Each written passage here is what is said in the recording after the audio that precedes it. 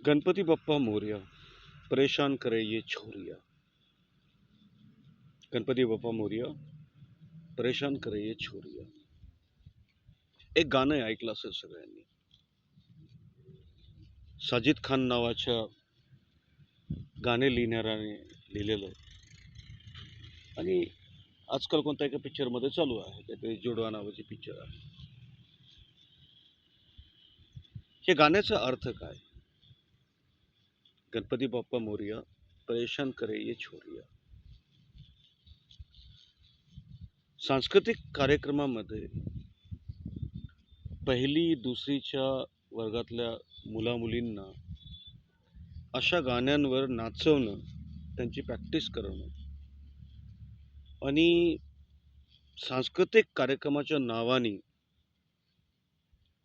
मंदिरांसमोर, मस्जिदींसमोर अशा प्रकारचे गाण्यावर पहिल्या दुसऱ्या वर्गातल्या मुलांचे प्रोग्राम करणार, परफॉर्मन्स दाखवणार. पहिल्या दुसऱ्या वर्गाच्या मुलांना कदाचित ह्या गाण्यांचे जे शब्द आहेत त्याचा अर्थ कळत नसेल, पण असे गाणे चूज करणारे आणि अशा गाण्यांवर आपल्याच मुलामुलींना, जे की पहिली दुसरी वर्गामध्ये आहेत, त्यांचा डान्स बघून टाळ्या वाजवणाऱ्यांना, सोबत एखाद दोन शिट्टी वाजवणाऱ्यांना एवढी अक्कल नाहीये का? म्हणजे आपण सांस्कृतिक कार्यक्रमामध्ये आपण कोणती संस्कृती दाखवतो? हं? बऱ्याचशा ठिकाणी आजकाल सांस्कृतिक कार्यक्रमाच्या नावावर अशा गोष्टी चालतात. मी काही ठिकाणी बघितलं म्हणून सांगतोय, कदाचित तुम्ही पण बघितलं असेल. आता विचार करा, ज्यांना, ज्या छोट्या छोट्या मुलांना ह्या गाण्यांच्या शब्दांचा अर्थ माहीत नाहीये, त्यांची याच्यामध्ये काही चूक नाहीये, कारण त्यांना धून लक्षात येते, धूनच्या हिशोबाने ते डान्स करतात, प्रॅक्टिस करतात आणि आपलं बेस्ट करायचं म्हणून परफॉर्मन्स देतात. परंतु जे लोक असे गाणे चूज करतात छोट्या छोट्या मुलांसाठी, आता हेच गाणं जर एखाद्या कॉलेजच्या सेमिनारमध्ये किंवा कॉलेजच्या गॅदरिंगमध्ये, मनोरंजनात्मक कार्यक्रमामध्ये, ह्याच्यामध्ये कोणी मोठ्या मुलांनी मुलींनी डान्स केला असता तर कदाचित माझ्यासारख्यांनी असा व्हिडिओ बनवला पण नसता, कारण मग त्याच्यामध्ये तेवढी मॅच्युरिटी असते की आपण कोणत्या गाण्यावर डान्स करावा, कोणत्या गाण्यावर नाही करावा. पण जे छोटे छोटे मुलं असतात, पहिली दुसरीचे, तिसरीचे, चौथीचे, यांना एवढी समज नसते की गाण्यांचा अर्थ काय आहे, ते काय डान्स करत आहेत. म्हणजे फक्त एखादं गाणं हिट झालं म्हणून तुम्ही लहान मुलांना अशा गाण्यांवर प्रॅक्टिस करवायची डान्सची आणि त्यांची रिहर्सल घेऊन सांस्कृतिक कार्यक्रमाच्या नावावर डान्स करवायचं.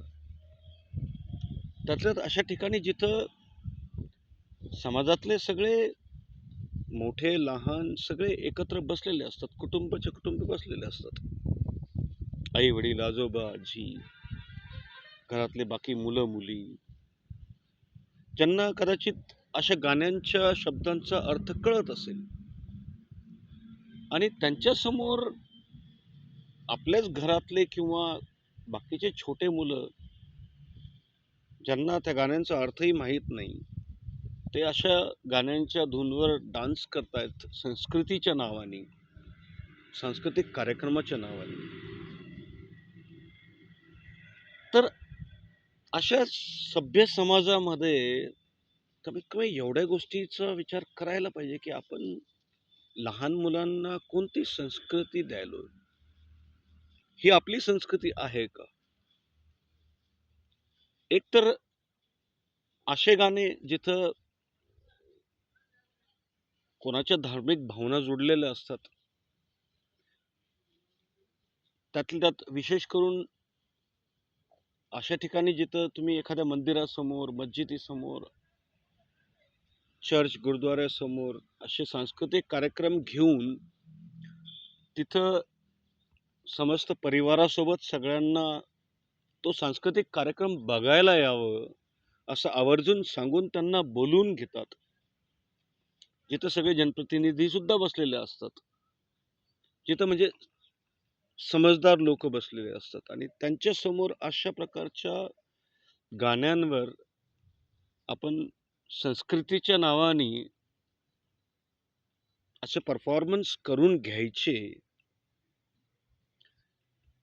तर आपल्याला लाज नाही वाटायला पाहिजे का हो? ठीक आहे, म्हणजे सांस्कृतिक कार्यक्रम सगळ्यांना करायला पाहिजेत. आपल्या संस्कृतीमध्ये, आपल्या परंपरांमध्ये अशा बऱ्याचशा गोष्टी आहेत ज्या आपण सांस्कृतिक नावावर दाखवू शकतो ना. सांस्कृतिक कार्यक्रम करणं ही चांगली गोष्ट आहे. त्याच्यामध्ये मुलांना एक्सपोजर मिळून जातं. पण एक्सपोजरच्या नावाने त्या कमी वयाच्या, कवड्या वयाच्या मुलामुलींना ज्यांना काही माहीत नाही आहे, त्यांच्याकडनं तुम्ही असे परफॉर्मन्स करून घेतात. आता एक विचार करा, पहिल्या दुसऱ्या वर्गातल्या मुलांनी अशा गाण्यावर डान्स केल्यानंतर काही वर्षानंतर त्यांना त्या गाण्याचा अर्थ कळतो ना, आणि त्यांना हेही लक्षात असतं की आपण अशा गाण्यांवर डान्स केलेले आहेत. तर त्यांची पण ही संस्कृती बनून जाते. आणि ही आहे का आपली संस्कृती? सांगा ना तुम्ही. म्हणजे गणपती बाप्पा कुठेही चालतो का? संस्कृतीच्या नावाने गणपती बाप्पाच्या समोर तुम्ही काहीही बोलणार गणपती बाप्पाच्या नावाने?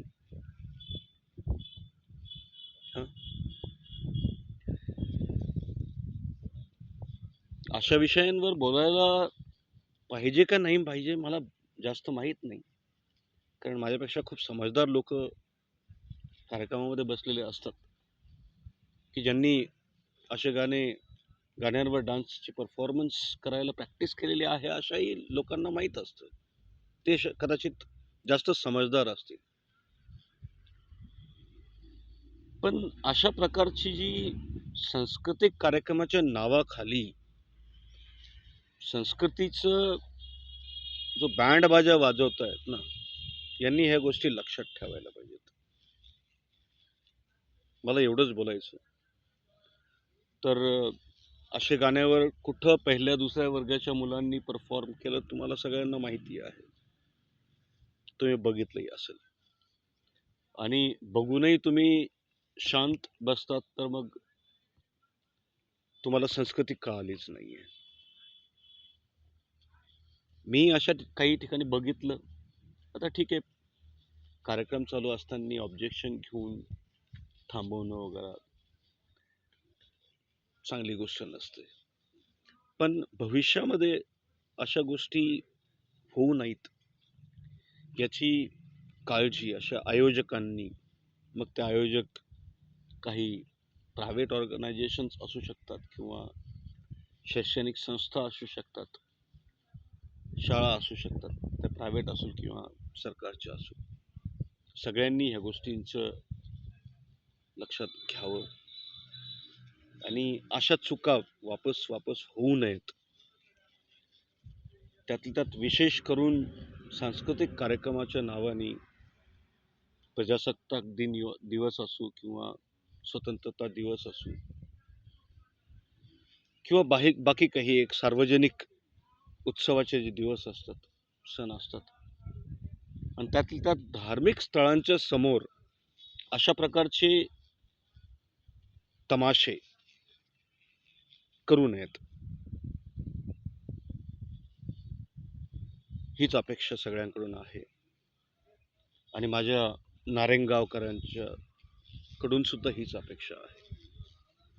कोणा जर काही वाटलं असेल माझ्या अशा बोलण्यावर, तर ते वाईट वाटून घ्यावं आणि भविष्यामध्ये अशा चुका करू नयेत. मी संतोष रोडे पाटील. धन्यवाद.